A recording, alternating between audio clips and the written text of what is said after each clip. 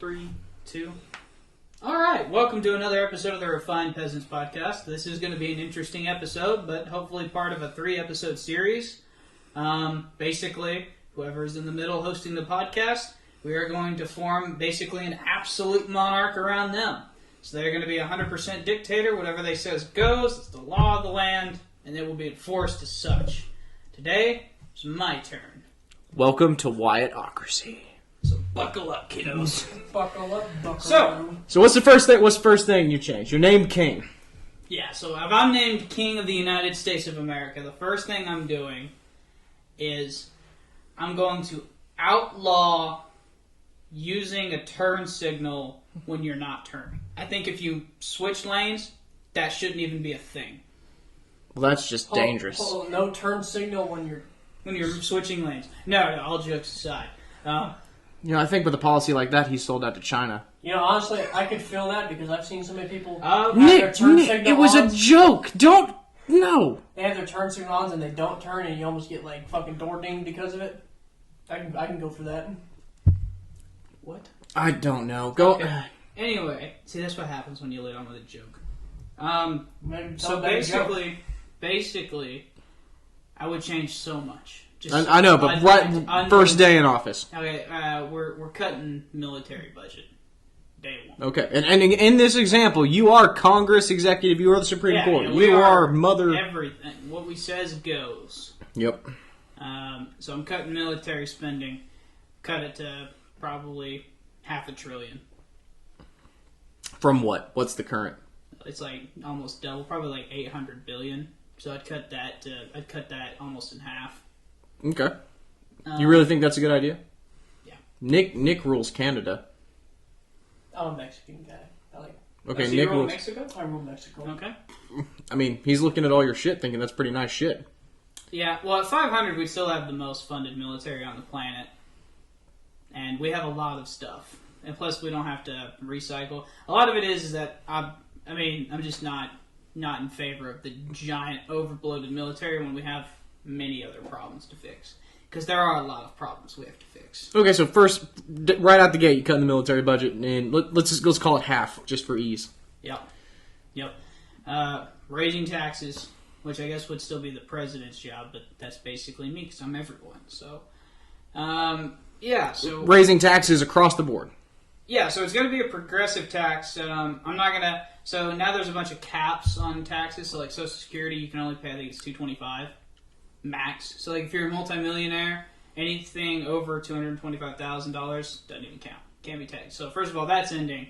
That way we don't have to worry about it. Social Security ending.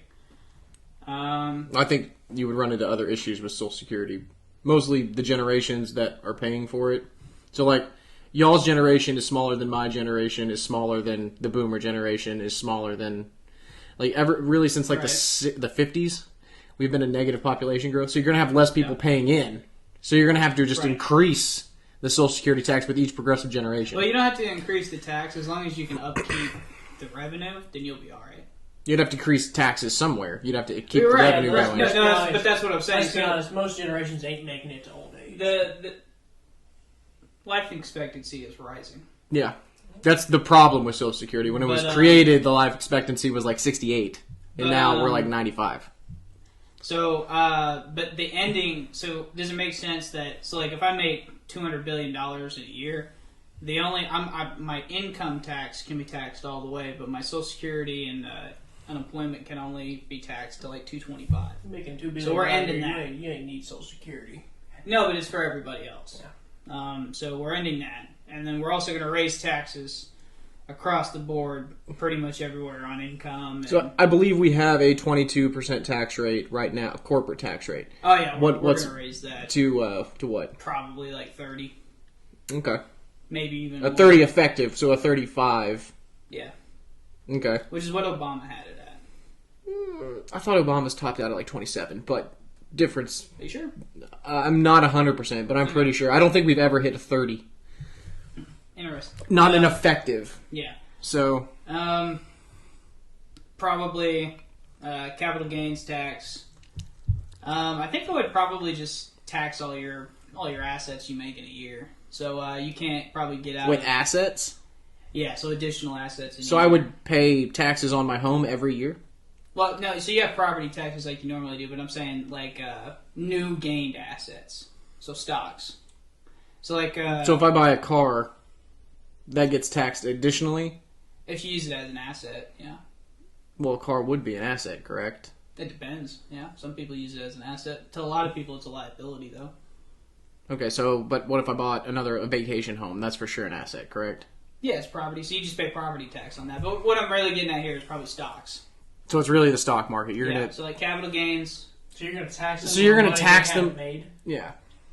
Yeah, you have made money, absolutely. Well, so you haven't made any money until you sell the stock. Yeah, just because you don't realize it doesn't mean you don't make money. Well, that's definitely not true. So you don't have. It's not liquid. You haven't made. You can't spend the money. But I'm saying that once you tax it, like once you realize it, like the tax on that's probably going to be increased. Okay, so that's a capital gains tax increase, but that's not taxing assets. So if I bought Twitter at $20, stocks aren't an asset. No, stocks are an asset. Okay. I'm just saying, like, so if I bought Twitter at $20 and that year it went to $22.50, are you going to tax me on that $2.50 per stock? Yep. So that's that's an unrealized gain. If I didn't sell it at the end of the year, then you're taxing me on money I haven't actually made. No. So I thought you said you sold it. No, I haven't sold it. I kept it. Okay, if you haven't sold it, then you're good. Okay, so that's reasonable. Yeah, same as you normally get taxed, that just higher, and there's probably. Probably really increase the short term. I don't like short selling in general, so short term capital gains tax is probably going to go up a lot. So that's the thing is, if you own it, if you buy a stock and then sell it within a year, it gets the profit gets taxed as income. Yep. If you keep it longer than a year, then it's taxed as capital gains, right? Which is a much lower tax rate than the income tax. Mm-hmm. However much money you make. I want to say it's 10% capital gains tax. But you have to realize that the money that they're putting into the stock market's already been taxed like twice. Mm-hmm. So that would just be a third tax coming back out of the market. Mm-hmm. Well, or an increase in that third tax. The thing about taxes is that taxes have commonly been used to lower inflation. And I think America probably needs some lower inflation. That'd be... So, you have to decrease the amount of free-floating money. Yeah, 100%. Which is why the Fed's increasing interest rates, to get rid of free money lending policy. Yeah, it's a de-incentive to like loans. And see, like when I say free money lending, I don't mean to like us.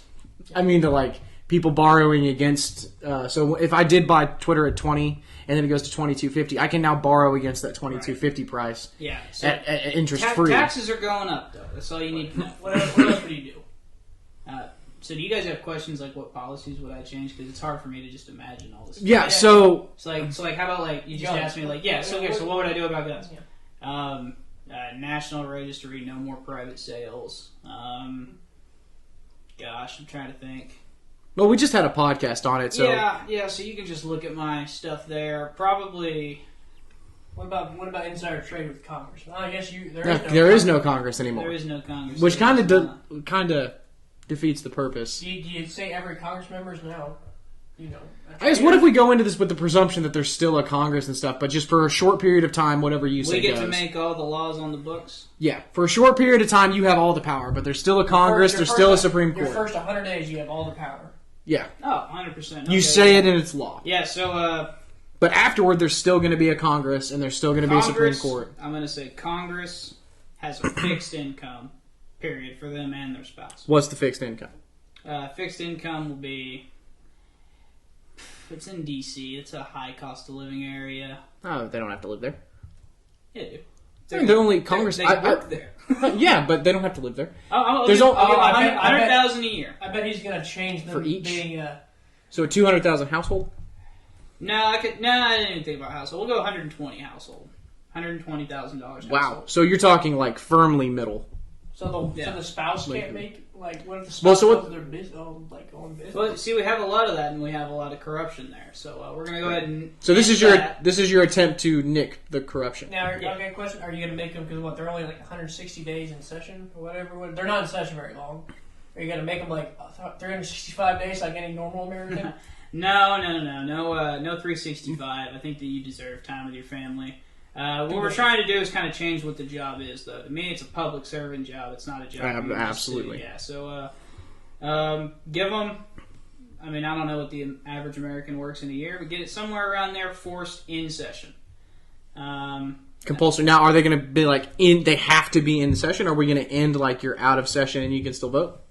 So, like, say they're calling by proxy voting. You can still vote, but I would probably put a limit on how many times you can do that. Okay, so you got like sick leave. What about the filibuster? Oh yeah, there's no fucking filibuster. Filibuster's gone. Both of them. The way the founders intended. Gone. Packing courts, is that legal? Is that okay now?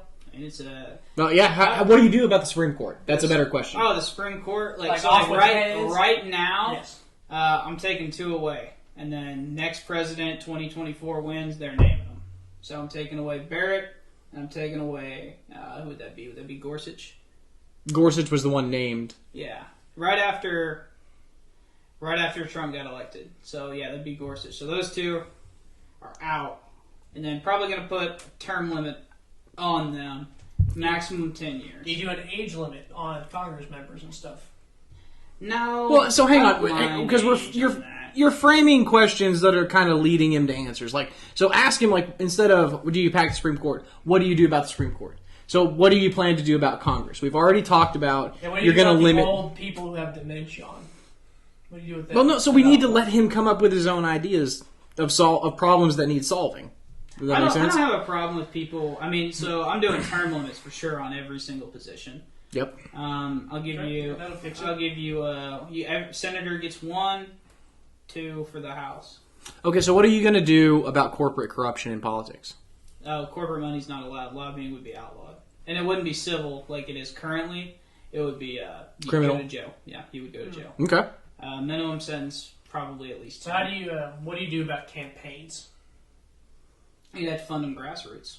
Only individuals can give you money. And I would probably cap the amount of money an individual can receive you. Yeah, so Warren Buffett can't just come in and... An election's supposed to be the will of the people. It's not supposed to be about who has the most money. And for the longest time, it has been who has the most money has probably got the best shot at winning. Okay, so what happens if the grassroots campaign just doesn't get any funding? Like, let's say, worst case scenario, and neither candidate. So you get $5,000 a candidate from a grassroots campaign. Okay, well then in that case, you better make the most of what you got. That's how they did it in the olden days. I mean. Okay, so do you still host debates on the federal dime? Yeah. Okay, so debates and so people still have a chance to get most of them. The only thing the federal pays for, right, is the security. I think the media outlets have those. They pretty much do it themselves. Yeah. What do you do with misinformation? What do you mean? On social media platforms. You know, that's kind of the thing. I don't know what you do with social media companies, because part of me understands that, like, there's no way to put the genie back into the bottle, but I think at some point this might be a little authoritarian, but you probably gotta... Hey, who cares? You're in charge. You gotta put at least a cap on little kids seeing all that stuff. Like, I think so let's talk age limits. The evidence is probably pretty clear that it's damaging to the mental health of children, at least. Being glued to a screen. The developing mind is damaged. I think we're social creatures. I don't think we're supposed to... Not social media creatures. Yeah. We have a max capacity we can deal with. Gosh, I'd like you to be able to at least drive before you get on social media. I'm cool with you browsing the internet, doing your thing. That's fine. But social media, I'd have to do a no-go. But I don't even know how you'd enforce that. You know, it's one of those things. It'd be... I just don't know if I'm comfortable. I mean, in my mind, you would have to open up these social medias to lawsuits. If a parent finds out that their 14-year-old child's got a Facebook, then the parent can sue the social media company for, let's call it neglect, or whatever you want to call it. That's in my mind. Do you have a different alternative? I mean, I don't know if I would let them sue it, because what that's going to do is it'd be a lot of lawsuits up front, but at the same time, Facebook would get in check pretty quick. They would install, and that's kind of the thing. America has done really good if you force the corporations to adapt. They'll change overnight. I mean, I work IT. They have to. They have to or die, because some other business will. Yeah. Is the thing. So I'm actually free markets. I'm cool with that. Oh, how do you change the economy? How and what do you change? Let's talk energy first. Let's talk energy. How do you change that? We're federally investing in green energy development. Not just technology, but I'm talking like windmills being planted, nuclear being... What percent of the budget are we talking? Like out of the oil, like the energy budget? Yes. Okay. I would probably... So you have to plan these things out in decades. So even if I wanted to do 25% solar tomorrow. It's not happening. So, like, that can't be one of my things. But maybe over the next decade, maybe we chunk oil out to less than half. Maybe we chunk oil down in 30 years. What about natural gas? Same thing, oil and natural gas. Okay. They're about half. So any carbon. Yeah, so we're carving them out of the pie. Or we're making a more diverse piece of the pie. So that way if one goes down, we're not as reliant on it. Well, okay, what's your primary then? What's your primary energy source? Because one is going to outperform the others. Nuclear is probably the most, I don't even know. Feasible? It's not the most efficient. I think it's probably the most powerful, though. It's even more powerful than gas and oil. But it's really expensive. There's a lot of dangers with that. But a lot with used to be a lot, and it's not really particularly rich here. But what we do have is we have a lot of sun. We have a whole lot of wind. So if we can harness those, but I understand that. So how do you plan to implement that? Well, we got to figure out some way to keep the best engineers here like we used to. Because Americans have never been the country that raises these great scientists. These great scientists come here, and then they build stuff here and they stay here. That's not what they're doing now. Now they are leaving. So you got to incentivize some sort of way for those engineers and those physicists to stay here and profit here. Right. That would be the incentive, is you can make a lot of money here as a good engineer. I would consider federal control of the natural resources. So like oil and natural gas. I mean, so I'm obviously not going to disagree with a lot of this policy, but that didn't go so well for Venezuela. Like once central planning took over of the energy sector in Venezuela, that's because they went overnight. They didn't have access. It wasn't that they didn't have manpower or logistics or anything. They just didn't have access to sell the stuff they have. That's because Venezuela. If you look up right now who has some of the biggest oil reserves in the world, Venezuela is up there, and it's not because they can't mine the oil. They did that perfect. The idea that government can't do stuff is stupid. But no, central planning fails every time. It only fails when you're not allowed to sell it, and the West doesn't like communism. So it's not that the central government failed; it's just that no one wants to sail to an ideology that centralizes. Well, mostly I mean, look at China. China is incredibly efficient, way more efficient than any of our private markets. But efficiency isn't the highest good. But it's also the highest quality stuff. Is it though? Oh yeah. Made in China makes you feel confident a product will last. That desk and hutch is probably going to outlast a lot of things. I mean, look at most of the stuff that's made in America, because you got to think, because to be made in America, it's a lot harder now. It's a lot more expensive for certain. But here's the thing: it's more expensive for the same good. So what China can create for the same quality, we have to pay almost double to create that. Well, so that's going to make Chinese goods better. I think there's a few factors because of that. One is they don't have minimum wage laws. Yeah, right. Slavery. Right. Like, I can do really cheap shit with slavery. Like America's cotton production was really fucking good. I was about to say before 1862. Textiles were probably dirt fucking cheap, guy. But yeah, I would probably no more outsourcing jobs either. And the only way that you're going to be able to do that is you're going to tell all these people that like, hey. If you're number one, I would encourage. Would you? So I would do away with all the union busting laws. So like no more right to work, no more right to work states. If there's a union, you're forced to join it, and you got to work. We got to work within the union. Well, the union is your own voice. So, but if I don't if they don't represent me, if I don't feel they do represent you though, whether you acknowledge it or not, and plus you reap the benefits of the union. I don't think that's true. Sure you do. No. Yeah, because if the union wins a pay raise and you're not in the union, then that is 100% you benefiting on the union's behalf. What do you do? What do you do about education? Well, hey, because do we need to wrap up this thought? Do you have more on energy? Not really. I mean, I would speed up the transition to green because right now we're transitioning to green incredibly slow. And I mean, it is shockingly slow compared to not just the first world countries. Like, we're middle of the pack country-wise transitioning. And that's a problem because the future is going to come at us whether we like it or not. Well, so I've been a long time. Like, green energy is the future just because of the bottom line. Like, green energy is going to produce more energy for cheaper. Like, that's the, I mean... But not at first, man. And it's not going to be profitable for a long time. Just like oil wasn't. Yeah, oil wasn't profitable for a long time. You definitely, there's going to be because you're going to have to build the nuclear. I'm a big advocate for nuclear energy. You have to build the nuclear facilities, and you have to make sure they're well regulated. You have to make sure there's a whole bunch of T's and I's. But are you gonna let the private sector handle that, or? Well, so this is a Wyatt-Ocracy. It's not about that. I'm saying, I am not. If it's something with nuclear potential, the Fed is going to be what's watching that, because at the end of the day, it's going to be it's going to be easier to hold the Fed accountable than it is going to be hold these corporations accountable. Yeah. I don't necessarily agree with that, but again, Wyatt-Ocracy. All right, so yeah, education. We'll do basic level, not anything above. So we're talking K through 12. K through 12, no college yet. Actually, no. I want to do. Let's talk pure education. What do you do to the educational system in America? Well, I want to move more funding probably away from the bureaucracy of the education system and more to. Honestly, I would totally reform the education system, but let's talk about it. For starters, we're moving money more from the bureaucracy to probably people that interact with the teachers. What do you mean by the bureaucracy? So administrators. Okay. So these are people that don't really contribute much to the kids, which was supposed to be the whole goal of the education system, and I'll continue. Sorry. Yeah. So we're trying to put more money into the hands of the people that actually influence the students. Because being a teacher in America is literally the most impactful job in the country.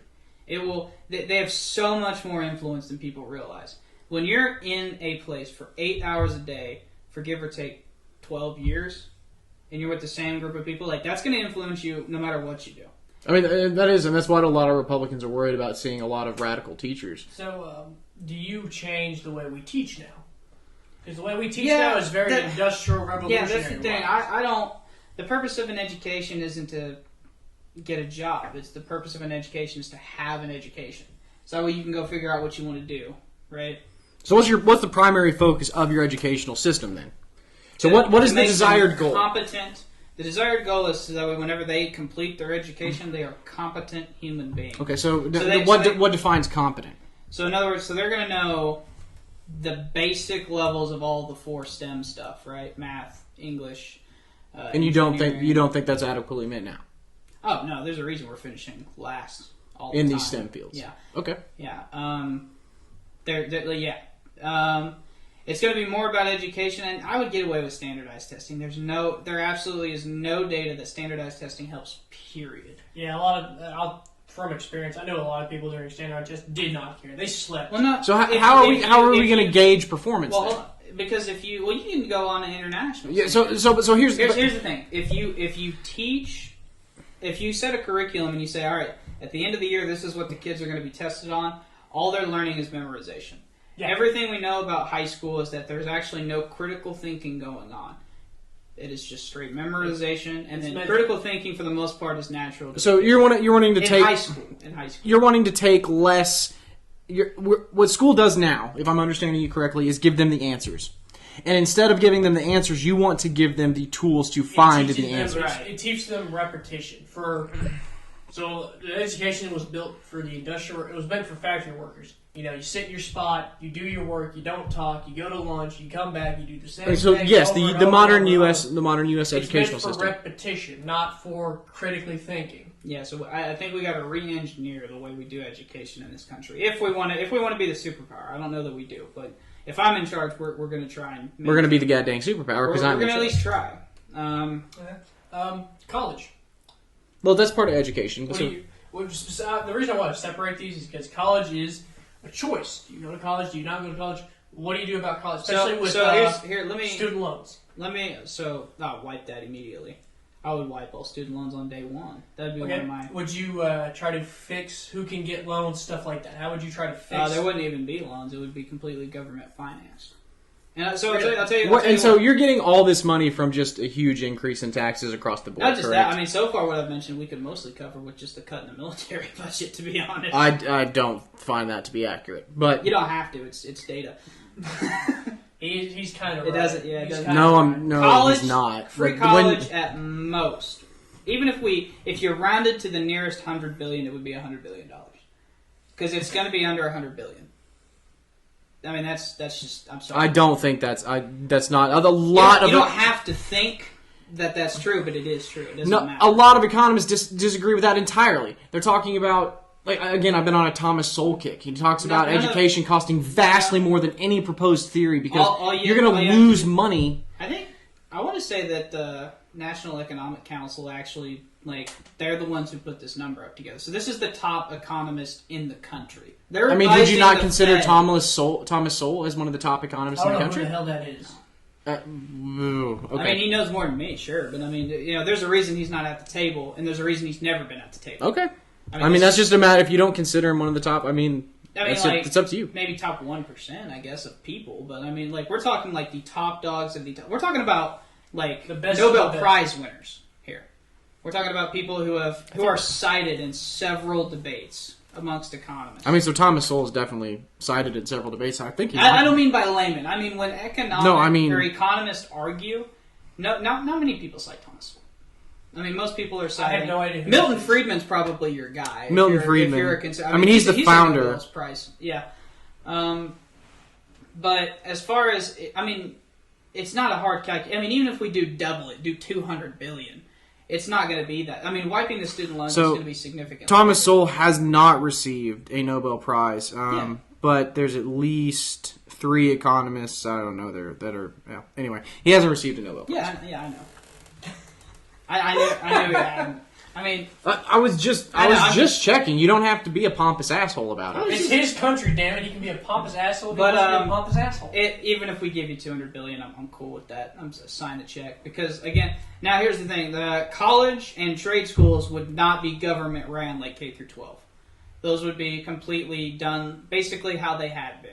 So, and I would. So they're going to be private entities. I would do free college and free trade schools. If you want to go learn to do anything in this country, it should not be a privilege of the rich. It should be a right guaranteed to everybody.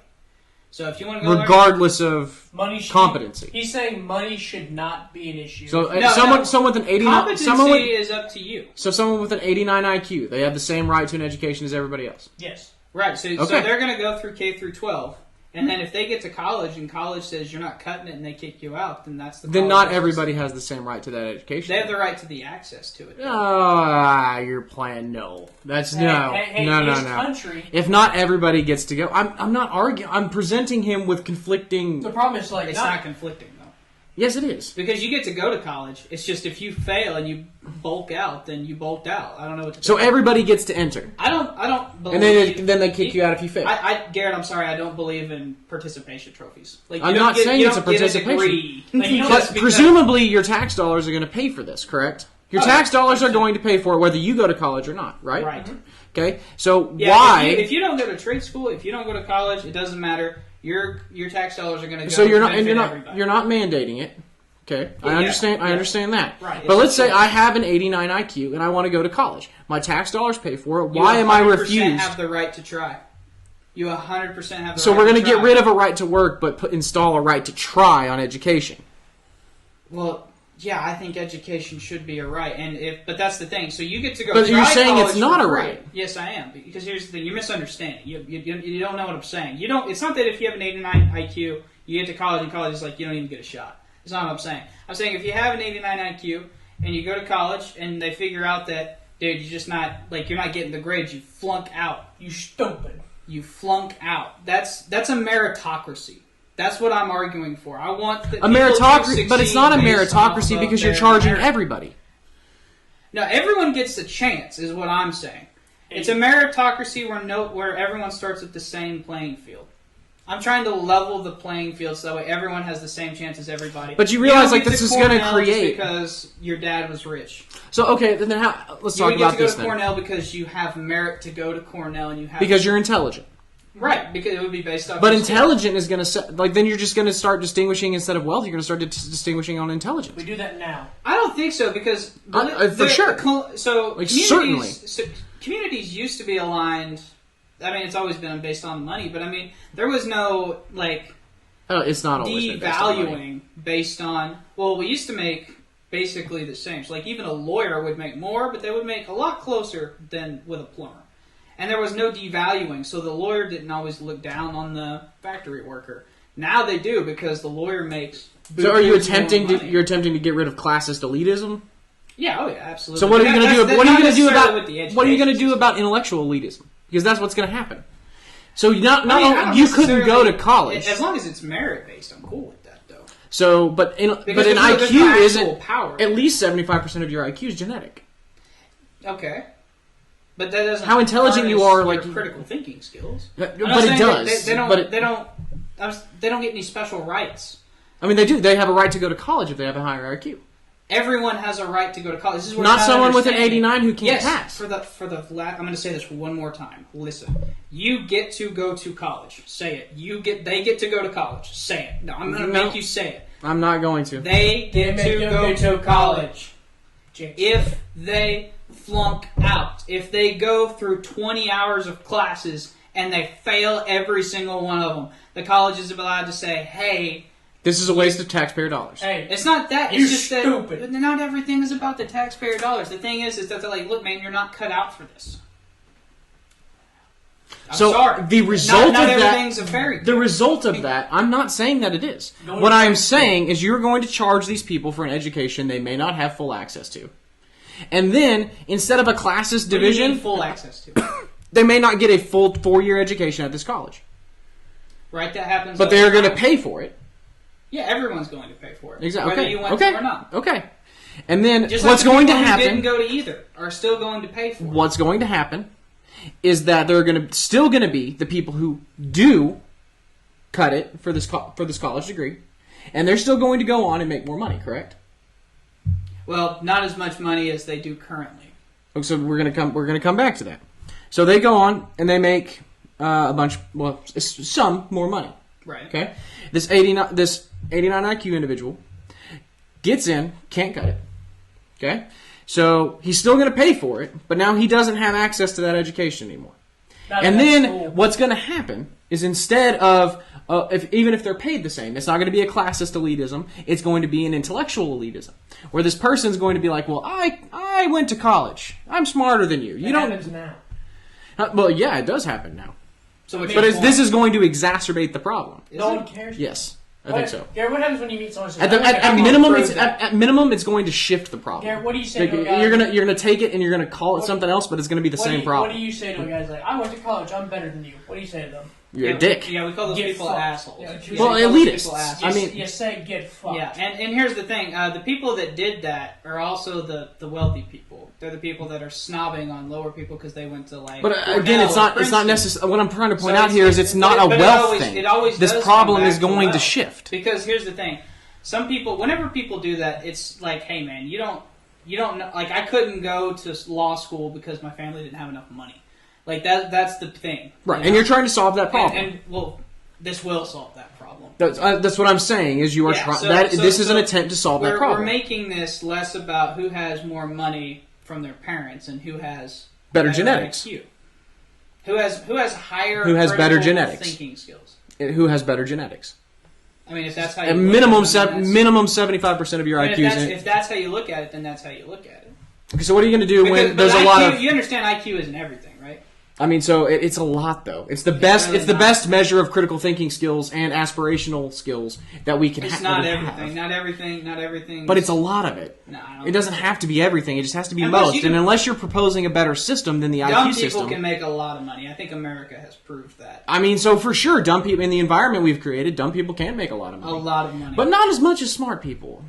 Sure they can. So genetics, I mean, Mark Cuban. Genetics pays up to 50% to 80%, somewhere in that range for genetics. So I read it as 75%. So and it's not. I didn't get it. Well, no, I said 75%. He's saying anywhere from 50 to 80. He's saying max 80. Yeah, max 80. I say 65. I read it when I read about it. It was 75%. Was what they established. So even if we want to split the difference, call it 60. But even though it appears 70. I mean, 70 would be splitting the difference. Massive. I mean, it doesn't sound like it's set aside. But either way, I don't think that just because you're genetically, even if you're dumber, I still think you deserve this isn't like high quality life. This isn't like a sports. My contestation of this is it's not going to solve the problem you're trying to solve. It's going to move the problem somewhere else. What problem? So this classist separation between. So okay, hang on. because this goes back to my other question. Well, okay. What are you going to do about economic disparities? The differences in economic levels between people. Most of that can be solved through a progressive tax system. So you're planning on, and are you going to redistribute that in a welfare system? Are you going Every to... single tax is redistributed. I'm okay. What are you going to do? Like, so I guess we're talking about what we're all going to do. Yeah, right. That's the thing. So a lot. So you're gonna take some of that tax money. I'm gonna try and take more of it. So you got to think. Every single time you take a tax and that dollar is spent, that is redistributed. It may not always be to the people, but it's always redistributed. The government doesn't just pocket that. Oftentimes they sign off more well, I mean, than they sometimes have. they do. So oftentimes they sign off more than they have. I'm going to shift that from going to people who don't care about you, who really don't produce much for the country. I'm going to try and shift that who are those more people? to the people. Mostly it's corporations. So you don't think corporations provide any kind of service to the country? No, they provide a lot of services, but I'm just saying that a lot of them, it's just a cheap scheme to make each of them and their Congress buddies richer. So they are incentivized by a profit margin. Like, there's no denying that. But through that incentivization, you've gotten modern America, Well, Jeff Bezos, which has produced a lot of good. Jeff Bezos has made enough money that him and his fifth generation grandson could retire and never work a day in their life. No, I'm not saying that there's not a huge wealth gap in America. What I am saying is that Jeff Bezos got that rich by providing a hell of a service to America. Not really. Really, you talk to somebody who doesn't have Amazon. I don't understand how you can justify when we've got as many homeless people as we do. Jeff Bezos sitting. I mean, even if you get most homeless people aren't homeless just because they're poor. They're homeless because they have either drug addiction or mental illness. Careful, you're talking about a lot of vets right now. So I understand that a lot of homeless people are vets, man. I would be in, do you have stats? Do you have a percentage? What's the percentage of homeless people in America that are vets? At least a third. It might be 1 in 5, 1 in 3, something like that. But so 1 in 5 would be what? I'm just 20%. 20%. Yeah. Okay. But 11% of homeless people are vets. Oh, that's not as high as I thought. That's nowhere. Oh, look up what percent of vets are homeless, though. Maybe that's the number I was looking for. But from my understanding, the vast majority of homeless people are either mentally ill or drug addicted. Okay. Which this isn't going to solve. Weed too. Okay. Yeah, just throwing that out there. Yeah, I'm not going to argue with that. Yeah. You just go ahead and do that. Yeah. I can't even remember what we were talking about. So we're talking about homeless populations right now. No, before. Oh, bollocks! Where'd it go? We're gonna have to go to the. Nick, what were we talking about? Eric, come on. Oh, classism with elitist. Yeah, but there was something after that. I don't even remember. I don't know. It's Jeff Bezos is so rich and we have so many homeless people in America. A lot of that can be done away with taxes. So in other words, Jeff, I don't think you're not going to convince me that someone just works really hard and that justifies $200 billion. You're gonna tell me that? I mean, look, what he did was creative and it fulfills a hell of a service. Mm-hmm. But we gotta loop a lot of that money back, man. Because a lot of that money's dead. Well, so a lot of that money is being looped back. So he's got the SpaceX, or not the SpaceX. He's got Amazon rockets, whatever. He's not just sitting on that money. He is actively creating new technologies. He is sitting on them. He's reinvesting some of it, but I don't think you understand how much of that $200 billion. Well, so $200 billion is a lot of fucking money. There's no it's hard to rationalize how much fucking money. I don't think we can. But I don't think we can. It is visibly see that. But it's not. Again, he's not just sitting on his ass. He's also the number one dealer of books and literature in America. You're misunderstanding. I'm not calling him lazy. I'm saying that his work doesn't justify his wage. But again, and a lot of workers in this country have an unjustified wage. Why do you get to do that? Why do you get to decide? I'm a fucking Wyatt-Ocracy. What do you mean? That's the whole purpose. So of this okay. You're right. You're right. So that's why you get to decide. What makes that better than allowing the market to dictate what your wage is? Because the market oftentimes disregards human rights in favor of profits, and that is something that I don't like. So what current human right? What's the current human rights violation?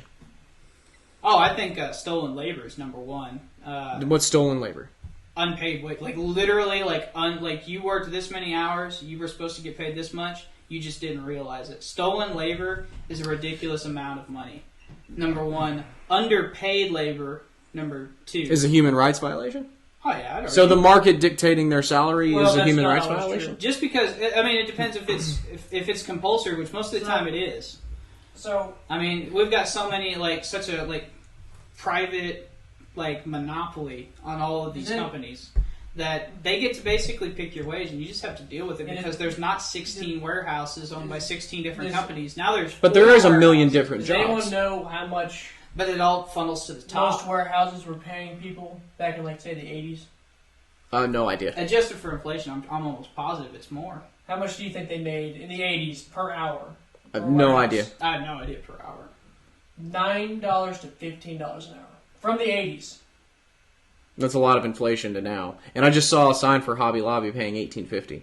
So, like, someone found an old newspaper that says anyone that tells you that all that you could do was barely minimum wage back in the 80s, and they did them like $9 to $15 an hour. And they went through a whole catalog. It's like $9.15, $9.15. Well, most of the... Well, so the free market's really good at determining these things. What your job is worth. It hasn't changed in this whole, since the 80s till now, but inflation has, and you can see the issue. But we just see this problem where, like, productivity has gone through the roof. Yeah, thanks to the technological revolution. But wages have not. And it has always kind of stayed consistent. And, well, the reason they veered off, so they were going like this together, and then they veer off like this. But this is wages, right? So, the reason productivity goes up and up and up is because technology does, but the tax rates keep getting lower and lower and lower. That makes your wage less. I would say that not the tax rates, but the wage stays stagnated because you don't have to continue training. As technology gets better, there's a reason Windows dominates the workplace. It's because it's a very easy user interface. Yeah. It's user-friendly. So what it does is, now, a bookkeeper, an accountant, used to be, you have to be a really highly trained person. You have to be really good with numbers, really good with bookkeeping, really good. Now I've got 3 different software that I go click, click, click, and it does everything I need it to do. It's turned skilled labor into unskilled labor, and then it's created new skilled labor, primarily my field, the IT field, where we're coding applications, where we're maintaining them, where we're doing other things. And that's another thing the free market's really good at, is it comes up and it solves a problem and it gets rid of some jobs and then creates totally new jobs no one could have even fathomed 20 years ago. Right, but here's the day. At the end of the day, someone's got to... At the end of the day, someone's making a lot of money. And, yeah, but the problem is that I don't know that money is justified a lot of the times. But it's again, it's going to be incredibly hard for me to justify a multi-billion-dollar wage whenever the guys on the floor are making scraps. So the reason your valuation of someone's salary is better than the market's valuation is because you see an injustice. Well, I'm saying, and that's what makes it. I don't think injustice even goes far. No. Hang on, because is that the primary reason? Is that the reason your system would be better? Is you recognize this injustice and think that your system solves it better than the market? Because a lot of people have thought that, and a lot of people have been fucking wrong.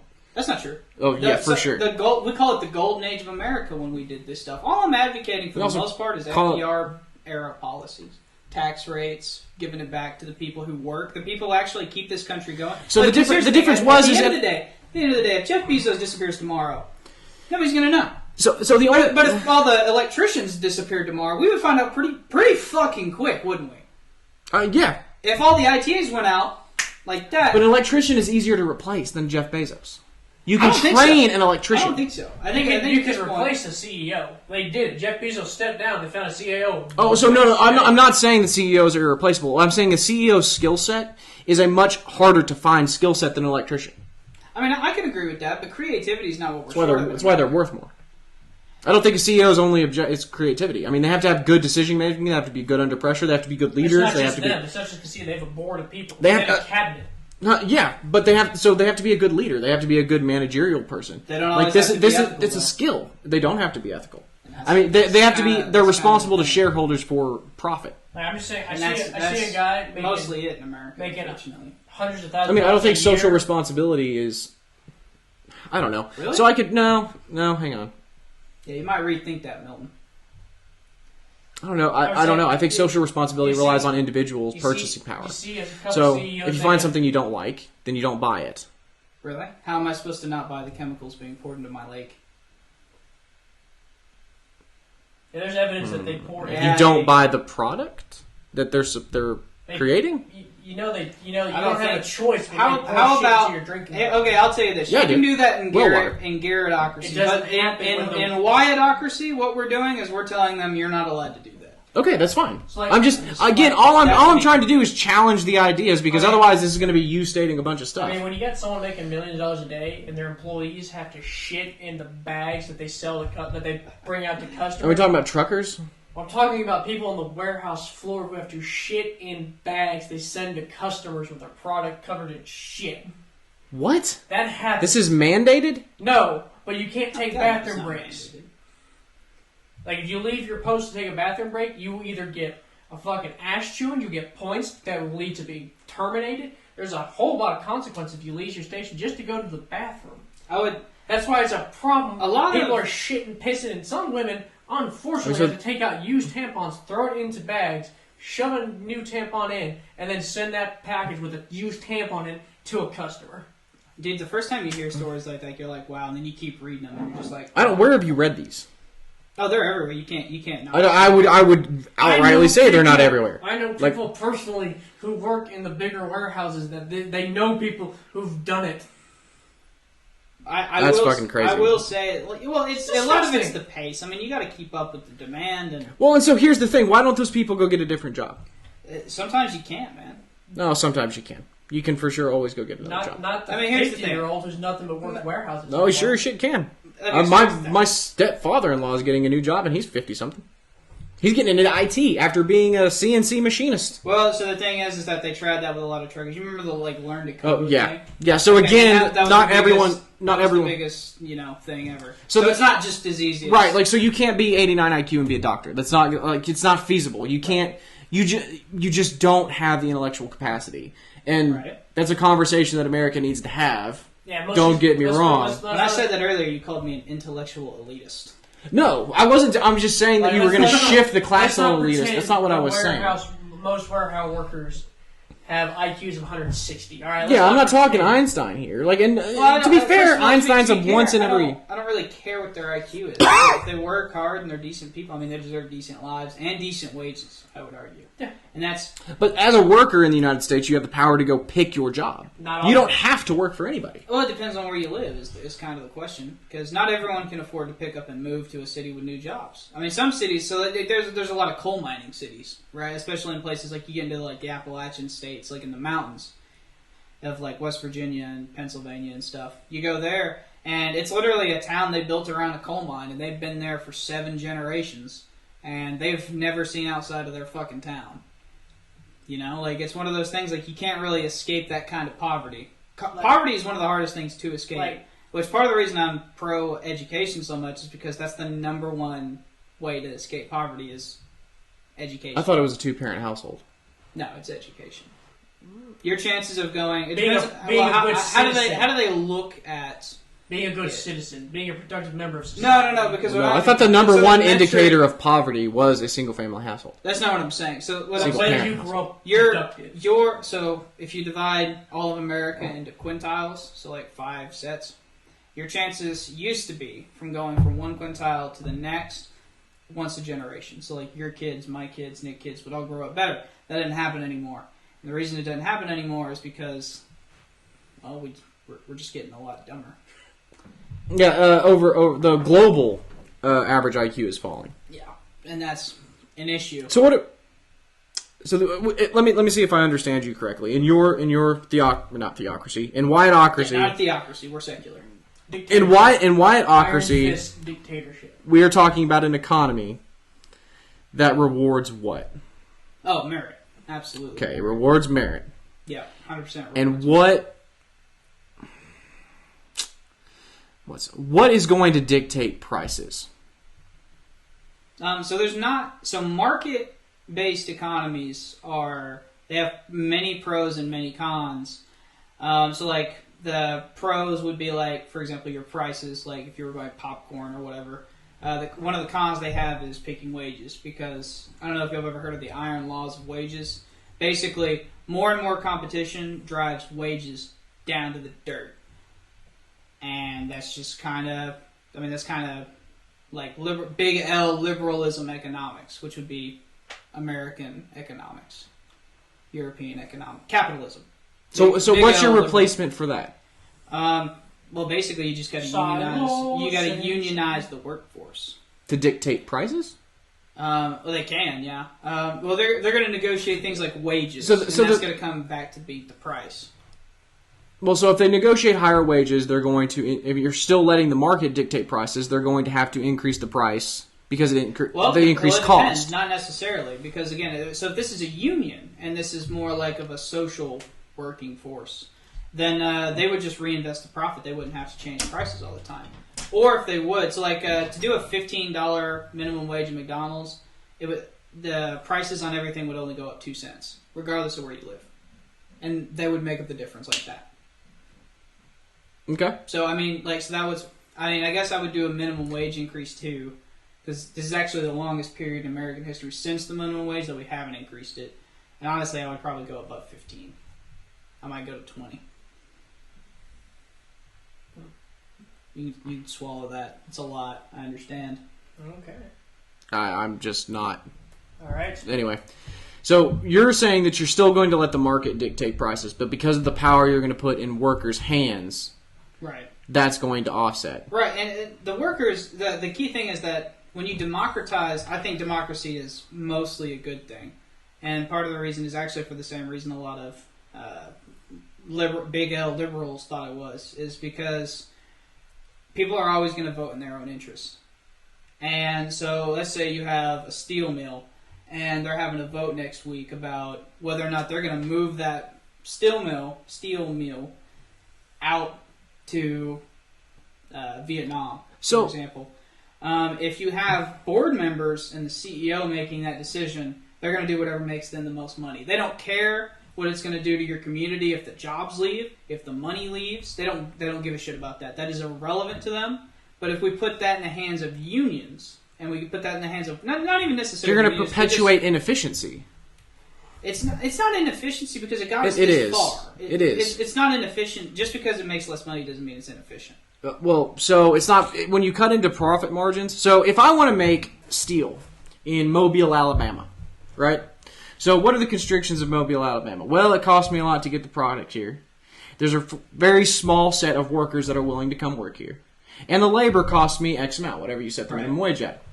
Well, so I decide I want to go manufacture steel instead of in Mobile, Alabama, in Podunk Town, Texas. Now, the benefits are is it solves all my problems in Mobile, Alabama. So I wouldn't have necessarily the biggest problem switching from state to state. My biggest problem is outsourcing. Because most of the time, whenever they outsource, they don't go across the state line. They go out the country. Where labor's a lot cheaper because it's slavery. Right.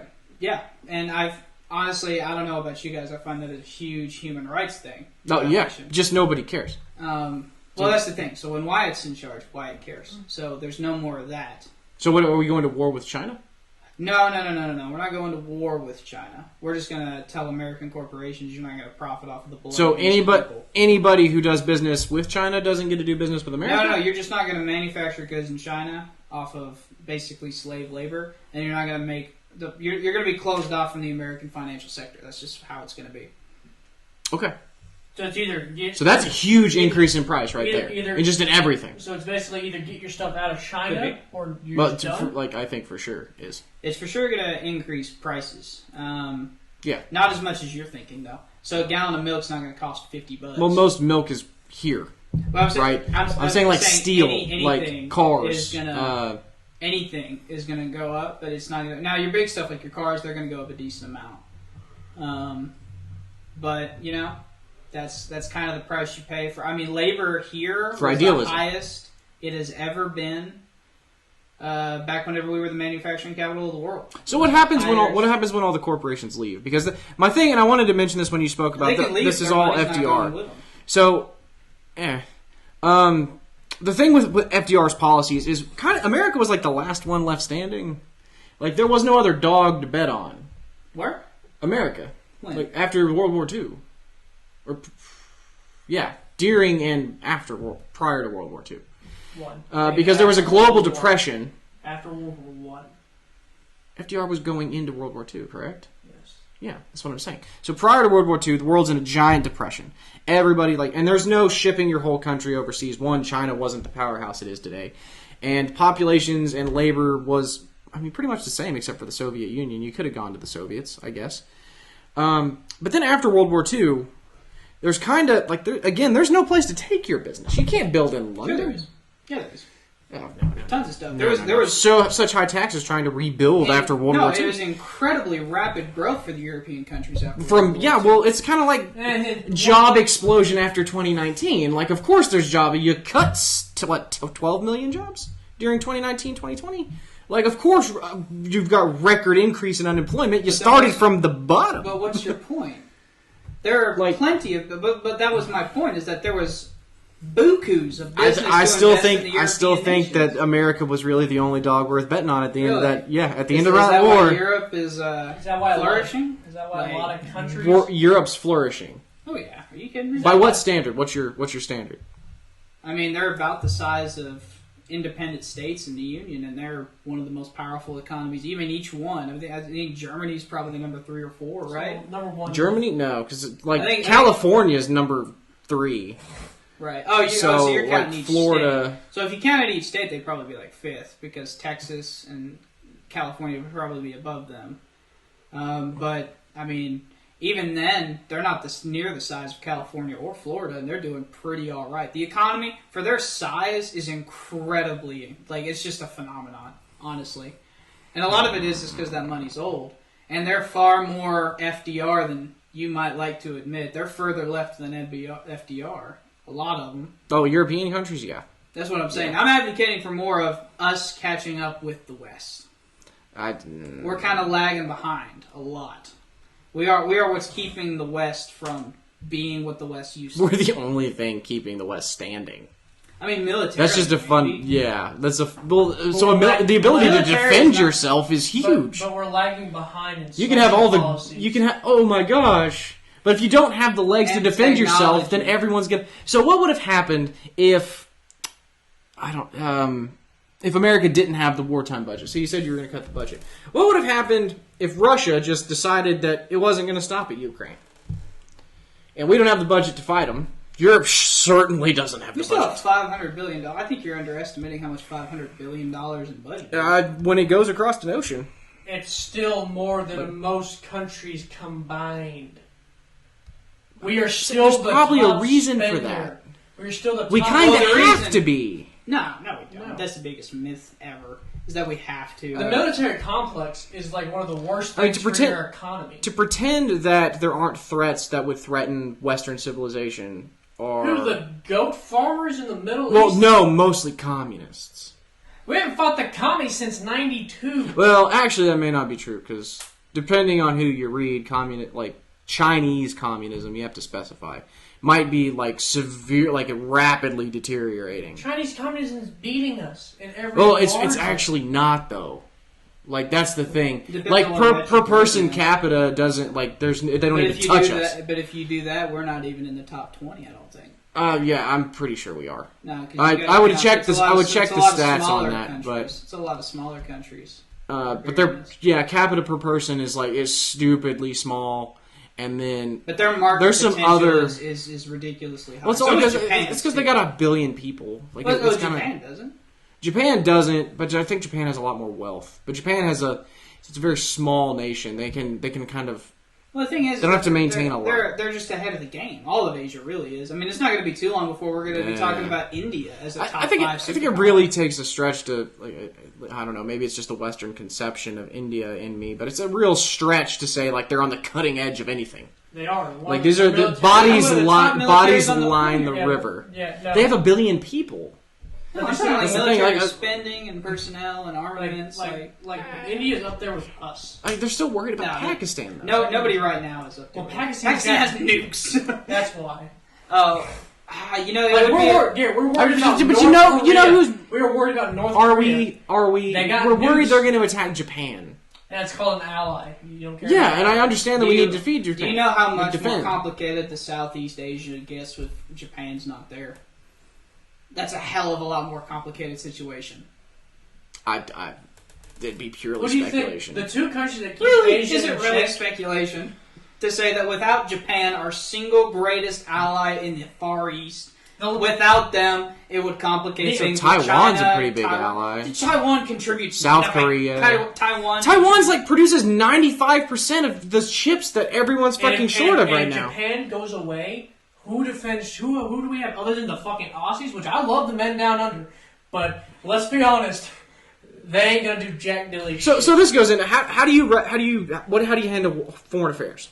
What do you do right now? I mean, you got Russia probably invading. more isolationist than. So I mean, we're obligated by treaty to if they attack a NATO country, but I think we have to be very careful putting boots on the ground before it's necessary. So what do you change about Ukraine, if anything? I don't know what you do. I mean, we can continue to arm them, but Do you say fuck them? So just status quo. yeah, I mean that's about it. I mean, this is at the end of the day. What it's do their you? fight. Here's a question: what do you do with Israel?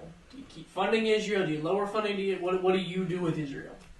They're going to come to the table, and we're gonna find either a two-state solution or a one-state solution with a constitution that's probably pleasing to both parties. So in other words, it's going to be a democracy. It's not going to be. So either Israel splits like North and South Korea, or they become one whole. Well, Israel is a democracy. They're just a parliamentary system. Well, right? so a lot of Palestinians do not get voting rights, and that's I think universal suffrage is generally. I think the second largest part of Israel's parliament is Palestinian. But I think so. The Eastern and the Gaza Strip, they don't. The West Bank and the Gaza Strip, they don't. I mean, isn't it kind of hard to say you don't have voting rights when like the second largest party in the country is Well, Palestinian? Not when 80%. Like, so they make up the overwhelming majority of the people in Israel, but they're underrepresented. So what's going to happen if the Palestinians say you're getting the fuck out? So you can't Or vote in you can't- genocide. So you gotta set up a Bill of Rights or something. I mean, I said, And then hope they honor it, right? Well, I mean, that's kind of what we're doing with Israel right now, and they're not really keeping up their end of the bargain. So, like, what do you want? A lot better than. Oh, all right. You know, like you could just hold. but you gotta have some we're form creating a of shit peace. show. No, you can't pull the Israelis out. I don't think. well, Some form of coexistence is going to have to work. Build the wall. Build the wall. You get this side. You get this side.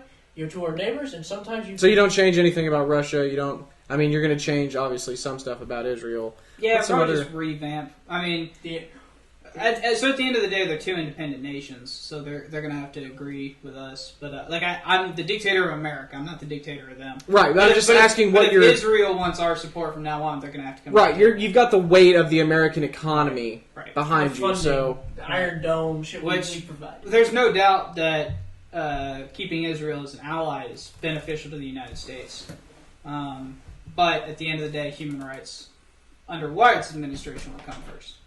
Alright, speaking on human rights, we're beating around the bush. Surprised we got this far. What do you do about, say, abortion? Federal 20 weeks. yeah, just install his opinion. If you haven't seen, we did an abortion podcast. You got 20 weeks, then after that, state can regulate. Yep. Okay. So we've done foreign policy. We've done a lot of domestic policy. What are some other big questions here? We've been over the court. We've been over Congress. Right, we've been over. We'll do this because this was the big issue. Most of my stuff is less about the policy themselves. I'm more worried about the structure. That's here's a big issue. This was an issue back when I can't remember the electoral college is gone. I figured that was. I thought you said that early on. I may have. He didn't. But yeah, the electoral. What do you do college about let's say Rittenhouse when he crossed state lines with a gun? I thought he didn't. He did. He crossed state lines. I thought he left the gun. I thought he was from there. No, he has family that lives there. But the biggest issue, he crossed state lines with a gun. So what do you do about stuff like that? Can you do that? Can you not do that? What do you do? So like, if a gun is illegal in a certain, if let's say Illinois has no AR-15s and you bring an AR-15, I mean that's the same as if you brought drugs from one state to another. Like you can't do that. I mean it's just that simple. So is it still a state crime or is it a felony? That'd be a felony. Yeah, because you cross state lines. I mean, I would just imagine. Right, but it wasn't illegal when you crossed the state line, though. It was illegal when you got to the other side. You know what I'm saying? Like, it's always a federal. I don't know that bringing weed from Colorado to Oklahoma becomes a felony. I think it's still just a state crime. Anytime you cross state lines, it becomes a felony. So like if you're on trial in Oklahoma and you flee Oklahoma, it's automatically a felony. Well, yeah, but that's not what I'm saying. Is they weren't committing a crime and then suddenly they were because of the state they're in. That's what I'm saying. Like, so they didn't commit a crime here and then flee. They came in and then it became a crime. Does that make sense? Yeah. Now, again, I'm not a legal mind here, I would abolish political parties. just so they could recreate themselves? No, it'd be outlawed. So if you were going to vote for somebody, there's not going to be anything by their name. You're going to actually have to know who you're voting for. What do you do about voting?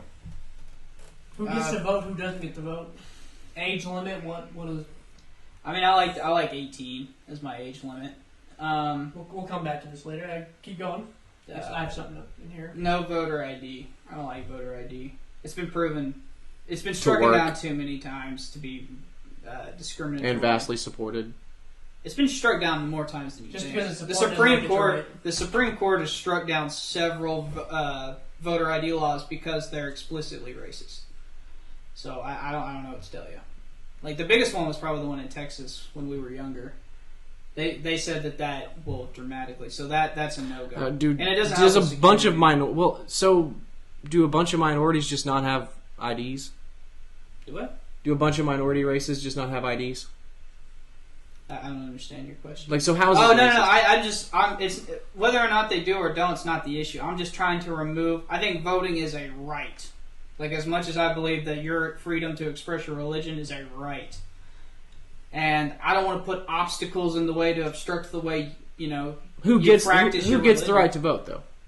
I would say anyone over 18, no felons, I guess, like always, no murderers, basic stuff. Do you have to be a citizen? Yeah. Oh yeah. You have to be a citizen. Do you keep the draft? No, the draft. Well, the draft, for the most part, Nixon did make it. It's actually almost impossible. I mean, like structurally, like there is no mechanism for them to really implement a draft anymore. Okay. What do you? But I would just. Do you raise the military volunteer age from 18 to 21, or what do you keep it the same? What do you do? So, like the minimum age to join the military. That's a good one, actually. That's a really good one. I would like to because a lot of people. Go ahead. No, bigger question. Do you make it where recruiters can no longer lobby high school kids? Recruit. Lobbying's different. I would. You get lied. Here's my thing. A lot of people join the military as a way to escape poverty. They just don't have any other way out. So the same way a lot of people join like the police forces because it's a generally, like, if you're a good person and you just keep your head low and keep going, like, they'll take you in. Military is the kind of the same way. They don't care who your dad was, none of that. You're all the same dude when you get in there. And I think that's good for a lot of kids. And if that's what you want to go do, I would lower it. So one, you've already cut the military budget, so you're going to be able to recruit less, period. Yeah, right. I would probably put a cap on the number of soldiers the United States could have, too. I don't know what we currently have, but I would probably put a cap on that. I don't think we need a huge standing army. Well, define huge. How big's too big? I mean, I wouldn't... active duty, I wouldn't want more than 1 million soldiers. What about... duty. What is it, RIR? Reserve? Yeah. Is that what you mean? That could definitely be bigger, but there's less money in that anyway. So, I mean, that could be another plenty. So you're getting rid of the draft, but also capping the number of active duty soldiers? Well, the reason... And cutting military budgets? So you're actually not going to have a huge problem there. We're one of the only militaries in the world that actually turns people away for various different reasons. Oh, that's facts. Yeah. I mean, so that's not the issue that you guys might... I mean, so, like, I got declined, Nick got declined, like... Yeah, like, it's not... Like... Lowering the number is not going to be a huge issue. I mean, just standard protocol, and they're going to go a little bit above that number. Active duty, at least. Reserve can be almost as big as you. I think again, depending on what you put the cap at, that could drastically cut the number of people, and you're going to have to put some kind of cap on it because you're cutting military spending by half. Well, not. And I'm assuming you're going to want to keep. What military is? Huh? What do you think's all in that budget? I mean, so maintenance, new hires, benefits. Not really. In R&D. The Pentagon spent $40,000 on a coffee maker because they had to, because they had so much reserve. Yeah, I think they had excess. They were over. Well, if you don't spend it, they cut your budget next year. Yeah, so $40,000 on a coffee machine, maybe. So again, I'm going to assume. Do you want to keep the R&D part of the military going to prevent the lag behind in technology? Oh, yeah, 100%. We're going to be we're looking towards the future. So how much of the military budget is R&D? I would imagine it's a lot. I would imagine it's a lot. So if it's more than, say, 400,000, 500,000, or 500 billion, we'd have to conduct an audit of the military budget. I don't know what it is. I mean, I just don't know. If we have to, then we cut it all by half. but that's just what it is. So you're willing to cut the R&D too? Yeah, that's what it takes. Yeah. I don't see. How do you plan to defend American interests? As American interests? Yes. Well, I don't plan on bombing civilians. What do you plan to do, though? So if American interests are threatened, what would you do? Given that you've severely restricted the military. Like economic. What do you do in the event of foreign invasion? Attack them, Garrett. You attack foreign invaders. Okay. If you don't have the dominant force in the world, how do you plan to repel them? We'll still have the dominant force. So you think even with half, we could still have the dominant force? Have even though China is supposedly outdoing us, Russia's supposedly outdoing us now. So what do y'all think we have the R&D budget is for the military? I'm going to call it like 40%. How much do you think total money? So 40% would be about $300 billion. Yeah. It's $112 billion. Yeah, so that's not bad. So but that's still... It's increased 5.1% since 2021. So as of 2022, it's increased 5.1%. Okay. But here's the thing. Even with $500 billion, we'd have the number one military in the world. So I'm not worried about China. Militarily. There are other places we need to be worried about China on, particularly... Well, if you're gonna hamstring American corporations putting money in China, that's going to fuck China. Like, that's probably going to be war. Like, if they were to go to war with the current state of things right now, I mean, right now the United States military is one of the most efficient fighting forces on the face of the planet. The U.S. spends $750 billion. China's second. Guess how much they spend? I'm going to say 3. No, I'm going to say 400. Nah, fuck if I know. $237 billion. Yeah, fuck off. We'll be fine. China also steals a lot of our tech, though. Most efficient military, maybe not. We're not the most. We're certainly more efficient than the Russians. Haven't won a war since World War II. Fair. But I'm also going to try and get us out of the Middle East altogether, pretty much as we can. No one's ever made it out of there smelling like roses. Let that be somebody else's mistake, even if it's China. The only question is that there is a point where say China just goes to is it the Gobi Desert? Mojave. No, Gobi. Oh, in Asia. Yeah. Sorry, my fault. But if they just go west to like Iran and Afghanistan and stuff, and they just start invading countries, I don't know how we can let that happen. So I would like to say that my role is, I would go to the UN, probably develop more of a. Oh, what do you do with the UN? In general. Well, the problem with the UN is that now that it's established, it's not just America's vote. Like, we don't just run the show up there. Fuck off. Fuck you guys. You got the power of the American economy behind you. Okay, if that were the case, then it would be more of a... There would be more of like an enforcing agency to make sure that human rights were protected and wars didn't happen. That would be all. So you're going to turn the UN into a military body, more so than it is now, because the UN has a piss poor amount of soldiers. Well, it's not necessarily that it needs to enforce war; it just needs to step in and do its job and stop wars from happening. That was the real. That people think that the UN was meant there to stop wars. That's not what they were meant to do. It's not like there were going to be two countries fighting and then the UN was going to beat both of them and make it. No, they were to prevent those two countries from ever fighting. Come to the table before it even happens. But some people aren't going to agree. And some people aren't just going to agree. And sometimes, war is inevitable.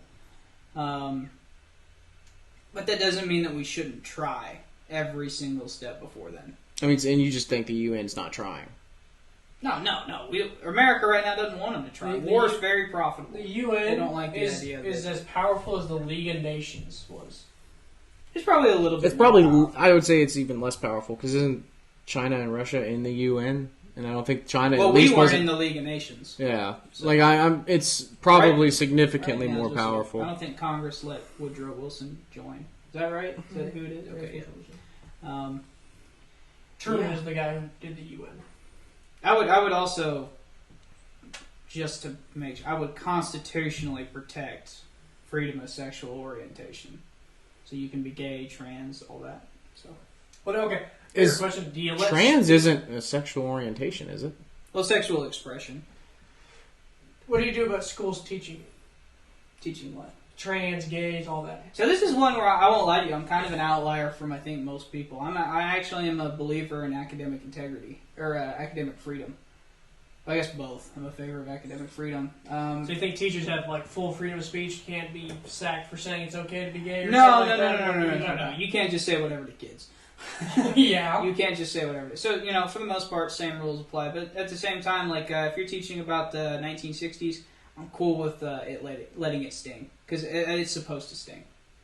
It's a rough part of American history. It's supposed to feel that way for a reason. Matter of fact, if you don't like the way you feel when you're being taught that's probably good. Don't you steal my quote? It's a good quote. Sorry. Thank you. But, yeah. Now, I don't need, like, woke stuff in there. What's woke stuff? So like I don't particularly care for pandering. So like it's like when all these corporations change their logo to rainbow. I mean, like I don't particularly care about that. Except when they're Middle Eastern. Oh yeah, their Middle Eastern facilities. I don't particularly. The place where their that. actually rights are being violated. I wouldn't like a teacher to do like an or else policy. So, like, if a teacher was like, well, you have to, like, your opinion has to be this or else. Well, I can't even say that because you can't say slurs in school or else. So, I guess that's not, I guess I will let that happen. But just, it's a gray area, because at the end of the day, I mean, these kids, even if you took the teachers completely out of it, I mean, these kids have parents, they talk politics, they're gonna talk politics in class. At least you can have an adult there to moderate, make sure it's civil, and make sure nobody's being an asshole. Who decides who's an asshole? Mm-hmm. Me. So who's the asshole? Well, as long as you have a decent rationale for it, I don't particularly... Define decent rationale. What do we do with radicals? Well, no, hang on. Define decent rationale. Well, as long as you can justify it with some form of, like, actual evidence... So if I come in and say Bigfoot is real... Ultimately, I don't even think that a teacher should be fired for teaching... So that's the thing. So there's an example. I have Bigfoot footprints. Tons of them. I mean, that's substantial. That's actual evidence. I don't know that... So as a teacher, I don't even know how you get there in class. No, but it's just a Bigfoot footcast enough evidence? I have a better example. We have what they're called the Sierra Mountain tapes. They've been looked at since the 70s. They've confirmed that something at the height of 6'3" to 8 foot tall that was much bigger than a human made the sounds. They know that the tape wasn't pre-recorded or re-recorded. Yeah. Because it wasn't possible. We know it's somewhat primate in origin from basically the vocals. It has not been has not been disproven. Multiple scientists have looked at it and they go, we don't know what made these sounds. Something made them. We know it wasn't this tape wasn't. So that's evidence. But do you find that substantial? Do you find that any kind of good evidence? So I like my example better. You cannot teach that which is not fact as if it's not evidently true. But that's evidence that we know something. But you can't tell a kid that Bigfoot is real. Right? Can you say Bigfoot has the possibility of being real? You can say, "Hey, look at this." So then, how do you handle moral issues in school? So I think probably the job of the education system, just because there is going to be some moral development is going to happen in school, regardless. Like it's just going to happen. Kids are going to learn. How do you handle a teacher telling a child that they are that is an immoral or a moral opinion? So if a kid says it's bad to be gay, that it's bad that you have two moms or two dads. Oh yeah, I think you gotta back up the inclusivity, and you gotta back up the diversity. So it'd be like if a kid came to me and he said, but not diversity of thought. No, you can allow diversity of thought. That's why it's not. But you're outlawing. You're not outlawing. You're saying that you can't allow that thought. What if someone says all abortion is murder? If someone says abortion is murder, honestly, I don't even particularly. Oh gosh, if a teacher said that. Not a teacher, a student. What does the teacher do? Oh, if a student. So a student has mostly free reign. The student isn't what I'm worried about. I mean, obviously, you can't slur, you can't do any of that. Right. So my question would be like, if the student says abortion is murder, and then the teacher comes in and now has to render either that is immoral or that is moral. The teacher either says I agree or I disagree. The goal of the teacher should be to kind of be indifferent. The goal of the teacher should be to give you the tools to make up your own skill set and come to your own conclusions. That should be the goal of the teacher. The teacher honestly shouldn't take a position on most stuff, unless it's pretty obvious. Like if someone said... Well, then we're getting into like what defines pretty obvious. If someone said in class that race mixing is horrible, I'm okay with the teacher being like, don't say that in my classroom. Yes, it is. Here's why. Here's why we used to think that way, and here's why thinking that way is bad and leads to bad stuff. I'm cool with that. I'm cool with most libertarian like handling of that situation. If someone came in and they were trying to teach in a science class that the moon was made out of green cheese, I mean, we got a problem there, and we got to get that teacher out of there. They don't belong to your kids, let alone teaching. So what do we do with, say, teachers who refuse to teach evolution? That's part of the job description. I think that could have been... Are you going to force teachers teaching evolution? It's part... Yeah, absolutely. It's part of the curriculum. If you're going to teach biology, if you want to teach earth science, I'm cool with that. What rights do parents have? That's a good one, yeah. When do parents get to step in and have a choice in their school? No, just in general. What rights do parents have when it comes to their kids? I guess more or less the same that they do now, I guess. But they're not allowed to demand... Parents aren't teaching the curriculum, though. They're not going to, because we tried that. Bigger thing? How do you teach sex ed? Do you mandatory sex ed? Do you have to have parent permission? Or what do you do That depends on what the goal is. My goal would be probably, at least for kids, less teen pregnancy. That's my goal. We're trying to accomplish that. So we're going to probably start out by teaching them, so we'll probably start 5th grade, maybe later, maybe 6th grade. I can't remember when I did it. Probably 7th, 8th. 7th. Okay, so we'll go with 6th, 7th, and 8th. Just, take one class, one semester, and it'll be about sex ed. And it'll be the dangers of sex. It'll be unprotected sex. And that can include from everything from STDs, babies, bacteria, infections, be all that. And then ways to prevent that, of course. And what happens when parents eventually have a problem with this? Well, I mean, that kind of sucks. I mean, but are you going to still keep that kids have to go to basic education? That they have to go through K through 12? I mean, yeah. I mean, they can go to private school, but I mean, private school. Does private school have to conform to your standards? Yeah, of course they do. If they want to receive funding. Do homeschoolers have to conform to your standards? Yeah, it's going to be. What if they don't care about receiving funding? If they don't care about receiving funding, that's a tough one. Because then basically what they are, I mean, I would say that you would have to go to an accredited K through 12 education, just like you do now. And how do you get accredited? By probably aligning to our curriculum. Mm-hmm. Yeah. Which is, I mean, that's what they do now.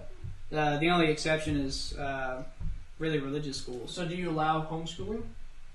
Yeah, as long as you teach the curriculum. I have no problem. What if they don't teach the curriculum? How are you going to verify that they're teaching their curriculum without standardized testing? Good point. Oh, that is a good point. Do you have to have an agent come in? Do you have to register? Well, so you have to register your kids? So we're going to have tests. They're just not going to be standardized tests. You guys know what I'm saying? Yeah. Not even a little. What do you think a standardized test is? I mean, it's the same. It's got this is the curriculum for everybody. Thousands of students. Okay, all right. Right, to make sure they're all getting the same standard of education. Yeah. Well, no. We're measuring everyone's. So do you have to say education with the same test? So everyone's going to be taking the same test, and we're just going to measure which education's. So what does your test look like? School. It'd be written. It'd be a critical thinking based test. So here's the question, though. So it would be like articulate an essay about this. What about people who aren't really good at writing essays? Like, I have that problem. I can't structure an essay But that's the thing about critical thinking and type essays. There's no right or wrong answer. It seems like a very poor way of... Let's do it. So every other country loves it. Would you like the European countries do more of this, and even the Eastern countries do more of this too. And they like it because it forces. They like it because it increases their scores on a global level. That's what happens. You to think they rank higher than us on standardized tests too. I mean, it's not just a critical thinking test. So, would you make homeschool parents register their kids as homeschooled? That way you can. Well, I don't check in on them. I have zero problem with homeschooling. Zero. But if they don't teach how do you know they're not teaching the curriculum? How do you know they're not teaching sex ed that you put in? So the kid has a right to an education. So I have no problem if you are 18-year-old adult, and you can believe whatever you want. And I mean literally whatever you want, and it's not a crime. You're not going to jail for anything. You can think the moon is going to be eaten by a flying spaghetti monster god tomorrow, and you will not face jail time. Okay. However, you do not get to force that belief on your kids. What do you say to like for a highly religious person homeschooling their kid, and they don't want them learning about sex? Because that will conflict your right to religion and your right to education. It's not even their right to. It's not even about their right. It's not like we're teaching them how to have sex and get away with it. We are teaching them. I mean, kinda the dangers of sex. You kind of but you're also teaching them like we're literally just informing them of what will happen and what and how to prevent it. Right. That's kind of like the. So that's exactly what you said. Like yeah. How to have sex and get away with it is exactly what you're teaching. Because we're not condoning a position. If you go like this raw, this can happen. If you go like this with condoms and birth control, this can happen. To me, it's the same thing. It's you're teaching them how to have sex and get away with it. We're not condoning a particular position, though.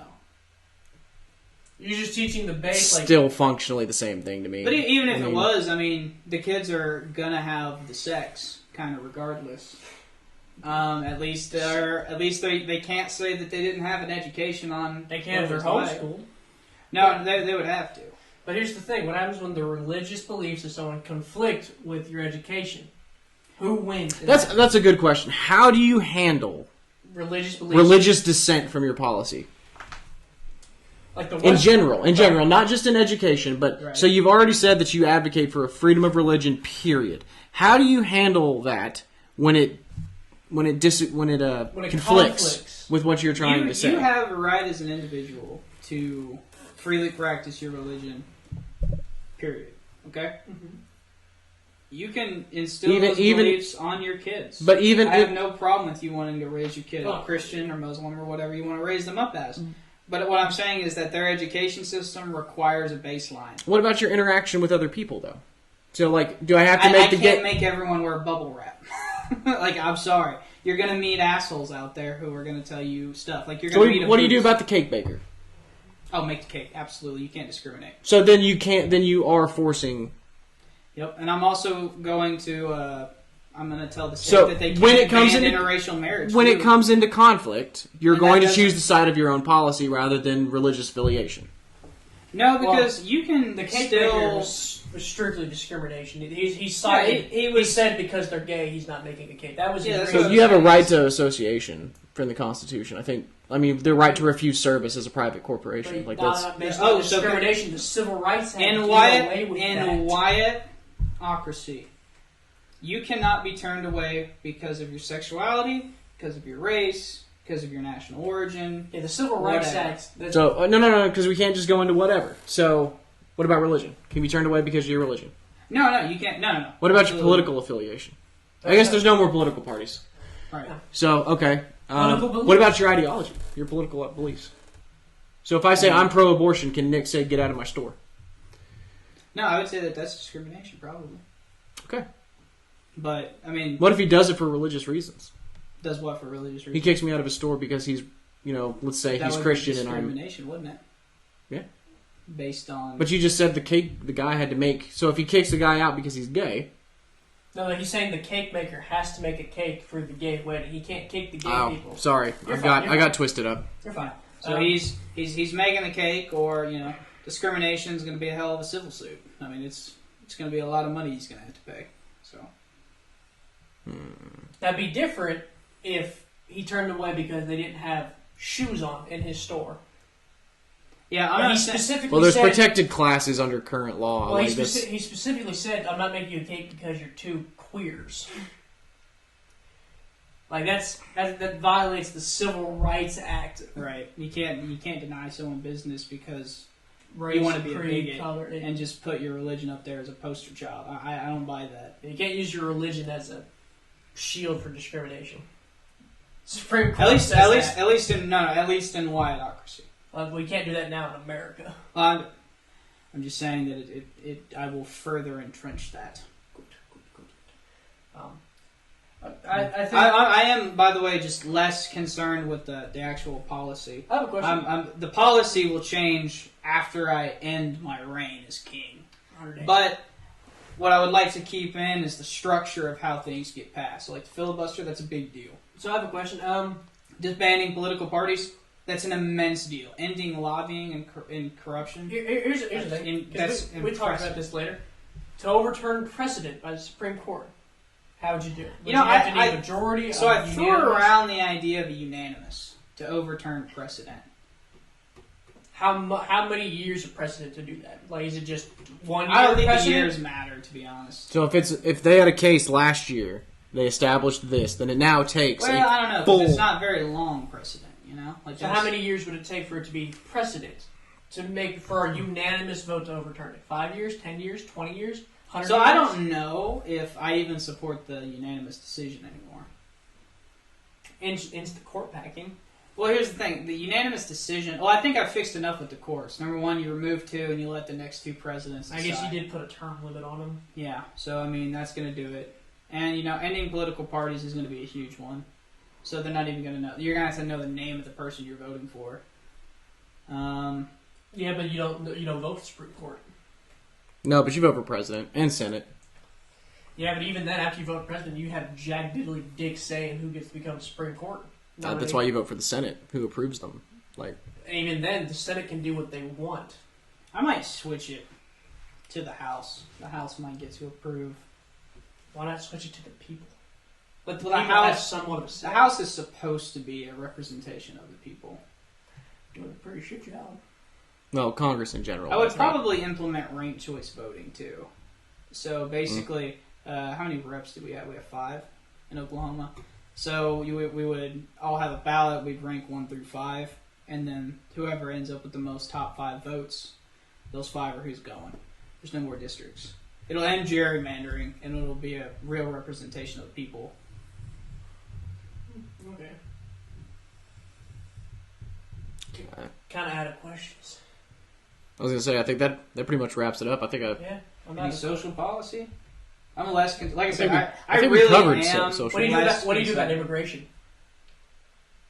Well, Do you build a wall? Do you close the border? What no, do you you do? don't build a No, wall. It's a but big waste of what do money. you do for the flooding of immigrants? I would definitely be more pro-immigrant. I think. Just let anyone in? And Nah, I mean the borders are there for a reason, but I definitely would be more accepting.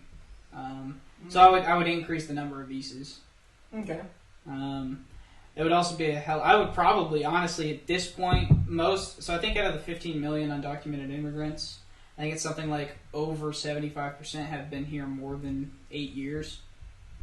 I'd probably give them citizenship. All right, here's a quick question. How long to become a citizen? You go through the process. How long? Oh. It takes, what, 10 years? 5 years. So 5 you years cut that. max. You cut that in half. Yeah. Yeah. Because, I mean, they're already here. They may as well They already pay taxes. pay taxes. So, Okay. yeah. Would you be willing to cut that short if they volunteered for the military as soon as they got here? They did their military contract service. I don't know if I would, because like I said, I mean, I'm already cutting the military budget, so. Like, a lot of them probably aren't going to get to join. But it's No voluntary harm, thing. no foul if they want to join, though. But would you be Because willing to here's speed the their thing. process if they're I willing think we to have fight? a different viewpoint about what the military is. To me, the military is a fighting force. You join it to defend this country. You don't join it as a quick roundabout citizenship. No, but if you're willing To to, me. fight and die for the country, shouldn't you be granted citizenship as soon as your I think contract ends? So, I'm not saying that it wouldn't be like worth it. Like if you're willing to sign up for this country, I think you're willing to be a citizen. But a lot of people are just going to roll the dice and just hope that they survive long enough to. Especially now when it's predominantly peacetime. What if you don't tell them about the offer? What if you don't tell them about it? What if they Word volunteer? travel's pretty cool. Yeah. Yeah. Especially in close-knit groups. Like, I promise you, if One does it. if we made a policy tomorrow that said that you join the military, you get citizenship, we would be flooded. Yeah. And I'm not even saying that would be bad. I'm just saying that I just don't know that we can take that many. So. Okay. I'm out of questions, Garrett. You? I don't have a whole lot on social. So, and again, you're just more of an idea guy, not a pen-to-paper policy guy, right? Yeah. So the reason the structures are important to me is because, I mean, at the end of the day, I'm only going to be, what, we say 100 days? I guess. Yeah, I mean, it's an arbitrary number, Yeah, but eventually eventually I'm going to die. Right. And things are going to carry on. I need to set this country up to where they can succeed at least have the tool set to succeed. Tools are, they can do a lot. Yeah. Well, I think, that about wraps it up. It's getting late on our end, guys, but thanks for joining us for Wyatt-Ocracy. Hope you had a good time. We'll get basically Garrett and Mines soon. Yeah, part of a series. So come join us again and see what me and Nick would do. Honestly, I don't know. I would do much different with Congress. Anarchy. All right. Nick would just disband the whole government. 8-second podcast. Everyone for themselves. Bye. All right. Basically, there's mine. Nick-ocracy. Ban everything. Fend for yourself. Good fucking. Tell us in the comments if you hate my country or if you love it. Silo. Yeah. Sansovine. I don't think it was very communist. It's very like middle ground, like mild FDR. I don't know. There was a lot of government control in there. No more or less than we do right now. Man, just government control of the energy policy. Yeah, so that's Like a good one. that's communist. Huge. That's huge. Yeah. That's huge. Stone definition. I mean, we do that anyway. I mean, the military is government controlled. It would not the point. Some communism is what it is. I mean, I'm not a communist. I'm like the bitchiest form of Socialist. Yeah, which is like FDR level socialist. Like communist. If you ask socialists, they don't even count FDR. Like, if you ask anyone I wasn't gonna. in like Denmark or Sweden or Germany or Like even modern England, Denmark? yeah, Or like, because yeah, I know like, socialists during the time regarded him as socialist. Yeah, a lot of people. So like Einstein So it's like- did. Einstein called him a socialist, but Einstein himself. Hitler called him a socialist. I'm trying to think. What's his Mustache name? man. We can't call him that. We've said murder and Nazi. I'm trying to think. Like, What's his name? Yes. Orwell liked most of FDR's policies. He's a democratic socialist. He's the most anti-authoritarian guy that's probably ever been born. yeah, that dude really hated it. Yeah, I mean, Well, when you grow up. Growing up in India, though, like you kind of. yeah. Anyway, all right, we'll see you next week. Yeah.